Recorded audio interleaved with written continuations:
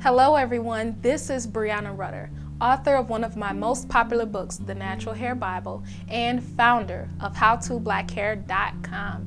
And for these videos, I love to answer the questions you all send me via email.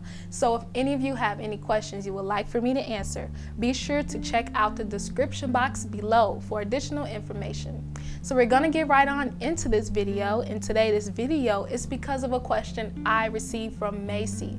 Macy emailed me because she said she loves box braids. She thinks they're so fabulous, but she has a hard time figuring out how to make them work for her hair, considering that she's white, and also she knows that people are probably gonna look at her strange or make fun of her for wearing the style, but she really doesn't care as long as she can make the braids look really cute.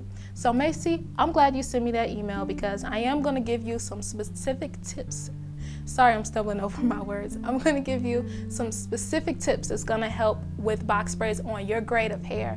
And even if people make fun of you, so what? Every time people see different things, they always think that something's wrong with it. But I'm glad you're considering wearing box braids, and I'm going to give you my very first tip, which is you want to braid on damp hair.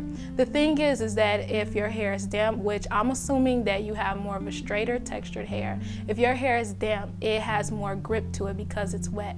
When usually it's dry, it's a lot more silkier and slippery. That's why it's very important that you do start with slightly damp hair when you're adding braids to your hair, especially box braids.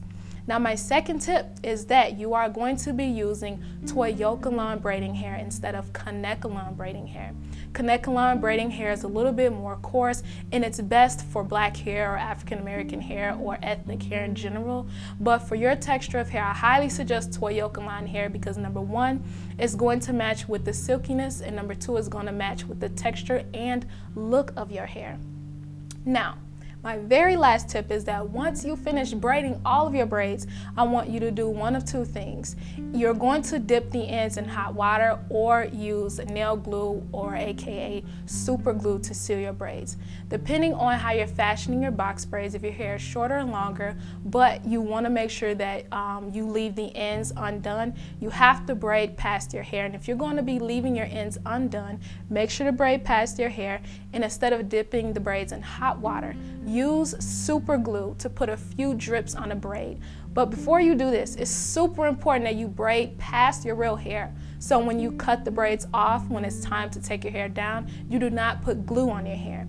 Now, if you're going to be braiding past your hair, if you're going to be braiding to the ends, you still have to braid past your hair, but also you have to make sure to dip the ends in hot water. By dipping the ends in hot water, what this does is that it slightly melts the hair. It's not drastically, it's very small. What you'll feel is a difference that the ends will be a little bit more stiffer only because the hot water is melting the hairs just a little bit so they actually stick together. If not, the hair is so silky that it will unravel. So thank you for sending me that email. You have 3 tips that's going to help you to get fabulous box braids.